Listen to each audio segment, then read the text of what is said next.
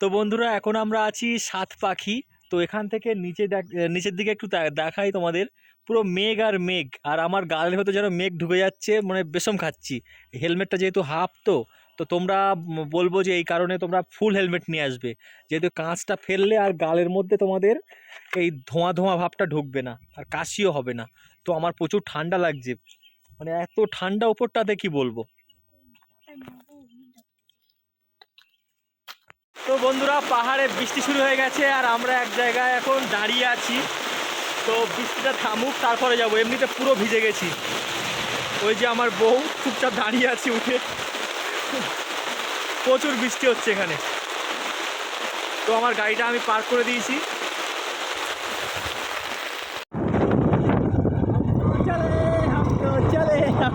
चले हमारा इंडिया में ऐसे ऐसे जगह है, अगर घूमने के लिए आओ ना तो दिल भर जाएगा सबका।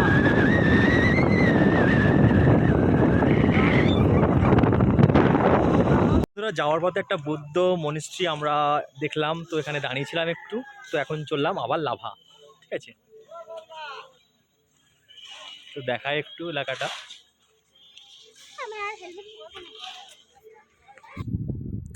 তো বন্ধুরা, পাহাড়ে কিন্তু আপনারা এরকম বৌদ্ধ মনস্ট্রি অনেক দেখতে পাবেন, কেননা এখানে বেশিরভাগই নেপালি ও ভুটিয়ারা থাকে।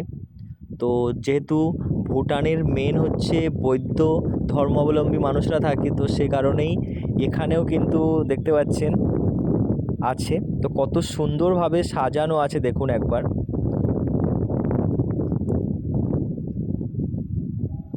দেখতে পাচ্ছেন বসে আছেন আমাদের গৌতম বুদ্ধ, আর এর পাশেই ছিল আই লাভ আমবিয়ক। তো ওখানকারও একটা ভিডিও আমি করে নিয়েছি। আর পিছনে দেখতে পাচ্ছেন কত বড় বড় হিলস। তো আবারও আমরা গাড়ি স্টার্ট করলাম লাভার উদ্দেশ্যে।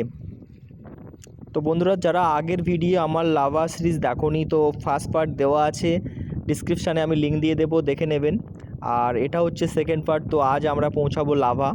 তো একই দিনে রাইডটা আমি কমপ্লিট করলাম না, দুটো পার্ট তৈরি করেছি। তো বন্ধুরা, সবাইকে দেখার অনুরোধ রইল।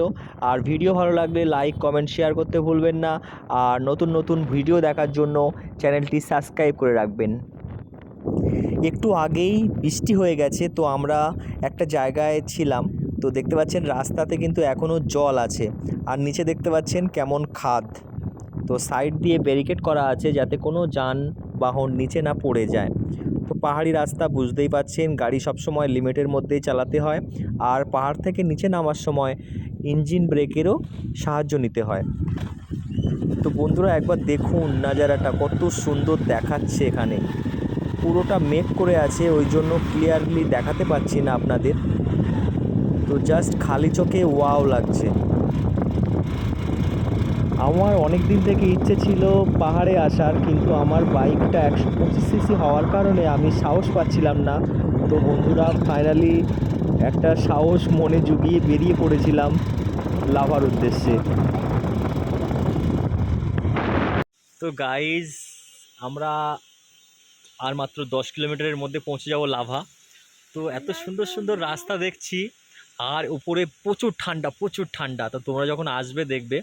তো আমরা তো রাইড করছি, এটা হচ্ছে কি মাস? মার্চ মাসের আজকে হচ্ছে 9 তারিখ। তো এখনও প্রচুর ঠান্ডা লাগছে উপরে। তো চলো লাভা গিয়ে দেখা হচ্ছে। তো আমার বাইকটা একটু রেস্ট নিচ্ছে, ঠিক আছে। তো বন্ধুরা, আর এখান থেকে মাত্র 5 কিলোমিটার। আর দেখছেন রাস্তার পাশে কিন্তু পাহাড়ি ধস নিয়েছে। তো সেটাই দেখানোর জন্য আমরা দাঁড়ালাম এখানে। তো বৃষ্টির সময় কি হয়, অনেক জোরে জোরে যখন বৃষ্টি আসে তখন এইসব পাথরগুলো উপর থেকে পড়ে। তো আমরা আজকে প্রচুর বৃষ্টি হয়েছে, তো এরকম হালকা ধস নিয়েছে। তো গাইস, 7 পাখির মধ্যে আমরা সবে 5 পাখি মেরেছি, ঠিক আছে। এখনো 2 পাখ বাকি আছে। তো চলো 2 পাখ মেরে তারপর যাব লাভা। ওই হচ্ছে 7 পাখি রোড। বন্ধুরা, এই জায়গাটার নাম হচ্ছে 7 পাখি। এখানে 7টা পাক মেরে আপনারা উপরে উঠতে পারবেন। আমরা অনেকটা উঠেছি, এখনও আমাদের উপরে প্রচুর আছি। তারপরে আমরা এখান থেকে 20 কিলোমিটার দূরে লাভা, তো ওখানে যেতে হবে। তো বন্ধুরা দেখতে পাচ্ছ শুধু পাইন গাছ আর পাইন গাছ এখানটায়।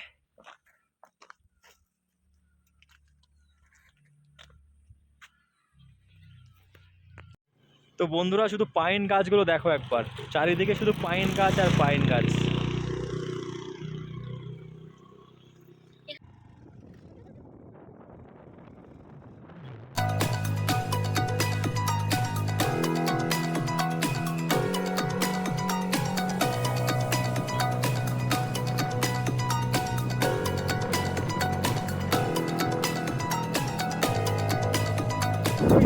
এই হচ্ছে লাভা শহর।